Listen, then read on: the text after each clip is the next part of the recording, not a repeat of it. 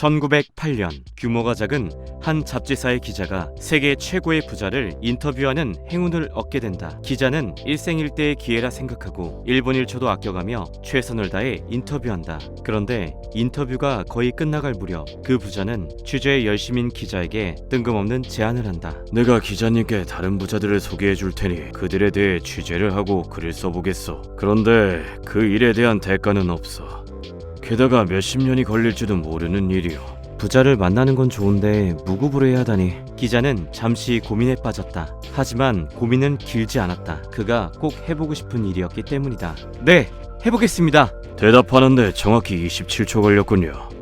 3초만 늦었어도 제안을 취소했을 겁니다. 이 이야기 속의 기자는 나폴레온 힐이고 세계 최고의 부자는 철강왕 앤드루 카네기다. 이후 나폴레온 힐은 카네기로부터 무려 507명이나 되는 억망장자들을 소개받았고 나폴레온 힐의 연구는 장장 20년 동안이나 계속되었다. 물론 20년 동안 그 연구에 대한 대가는 없었고 힐은 먹고 사는 문제를 스스로 해결해야 했다. 하지만 20년 후부터 나폴레온 힐은 미국 역사상 전무후무한 작품들을 써내기 시작했고 이 책들은 대공황 전후에 완성되어 절망에 빠진 수많은 미국인들에게 희망의 빛이 되었으며 영국, 프랑스, 독일 등 전 세계에 수출되어 1억 명이 넘는 사람들에게 감동을 안겨주었다. 또한 힐의 사후에도 빌 게이츠, 워렌 버핏, 일론 머스크 등 최고의 자리에 오른 명사들로부터 계속된 찬사를 받았다. 그렇다면 나폴레온 힐의 어떤 메시지가 전 세계인들의 눈길을 사로잡은 것일까? 나폴레온 힐 재단의 세계교육센터 이사이자 힐의 가르침을 최고로 엮은 윌리엄스는 이렇게 말한다. 나폴레온 힐의 가르침 중에 가장 핵심은 이것입니다. 첫 번째, 삶의 중심에 자기 자신을 두는 것입니다.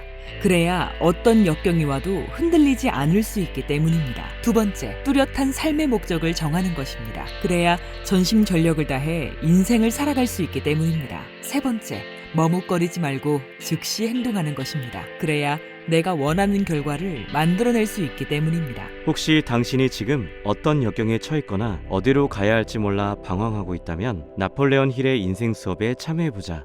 당신의 삶이 더 밝고 단단해지는 놀라운 경험을 하게 될 것이다.